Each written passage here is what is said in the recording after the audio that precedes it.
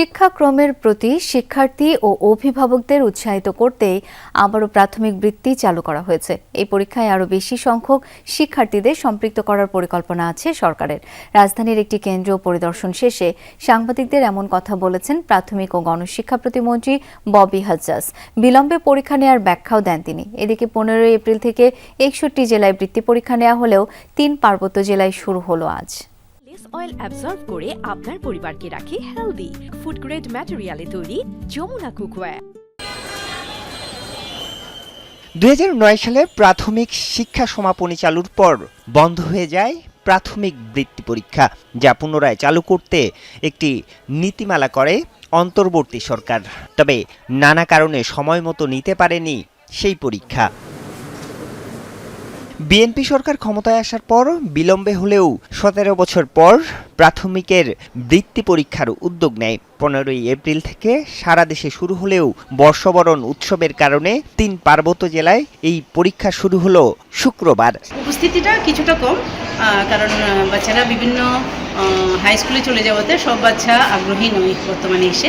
তারপরে আমাদের আজকের উপস্থিতি প্রায় 65%। যারা পরীক্ষায় অংশ নিচ্ছে তারা বর্তমানে 6ষ্ঠ শ্রেণীর শিক্ষার্থী। 1.5 মাস পরেই তাদের প্রথম সাময়িকী পরীক্ষায় বসতে হবে। অভিভাবকরা বলছেন এ সময় বৃত্তি পরীক্ষায় অংশ নিতে বাড়তি চাপ তৈরি হয়েছে।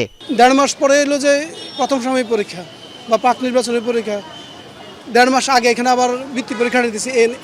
এটা করতে যেতে ওটাও অনেক পিছিয়ে গেল।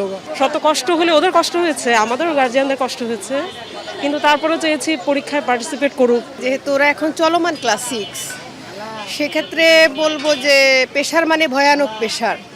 সকালে রাজধানীর একটি স্কুলে গণিত বিষয়ে পরীক্ষা পরিদর্শনে এসে বিলম্বের ব্যাখ্যা দেন প্রাথমিক ও গণশিক্ষা প্রতিমন্ত্রী ববি হাজ্জাজ।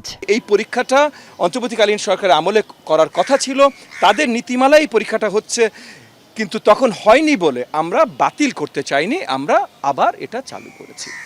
আমাদের নীতিমালায় যেটা হবে সেখানে আমরা সবচেয়ে বেশি ইকুইটেবল মিনস আপনার ফলো করে আমরা পরীক্ষা নিতে চেষ্টা করব।